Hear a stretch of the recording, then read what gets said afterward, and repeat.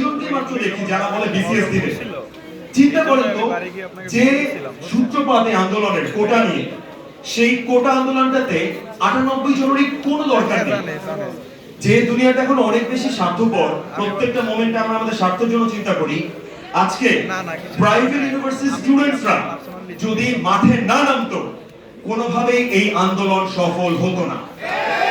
এর আগে প্রত্যেকটা আন্দোলন আমরা দেখেছি, আমরা 18টা আন্দোলন দেখেছি, তখন নিজে আন্দোলন করেছি কোটার সময়, আমরা সড়ক আন্দোলন দেখেছি। সেই জায়গাগুলোতে কখনোই আন্দোলনটা এত বড় রূপ ধারণ করে। তার প্রধান কারণ হচ্ছে সেই আন্দোলনটা সকলের আন্দোলন হতে পারেনি। আজকে এই প্রাইভেট ইউনিভার্সিটির ছাত্ররা যখন এই আন্দোলনটাতে নেমেছে, আমরা এই আন্দোলনের একটা সফলতা দেখতে পেরেছি।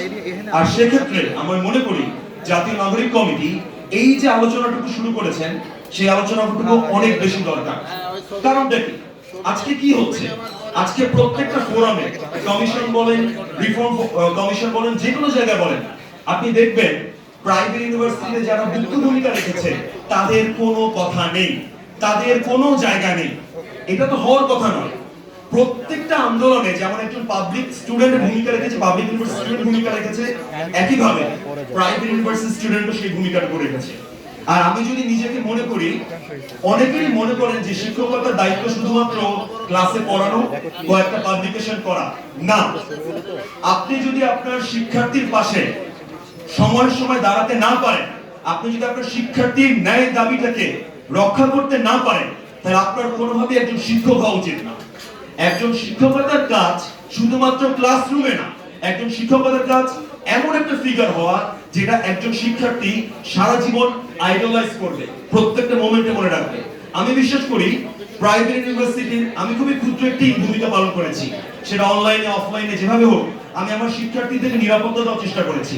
এবং আমার সাথে আমার সহকর্মীরা যারা প্রাইভেট ইউনিভার্সিটির শিক্ষক ছিলেন, তারাও একাত্মতা প্রকাশ করেছেন।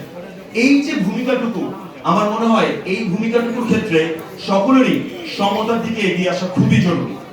সর্বশেষে আমি আমার বক্তব্য দীর্ঘায়িত করব না।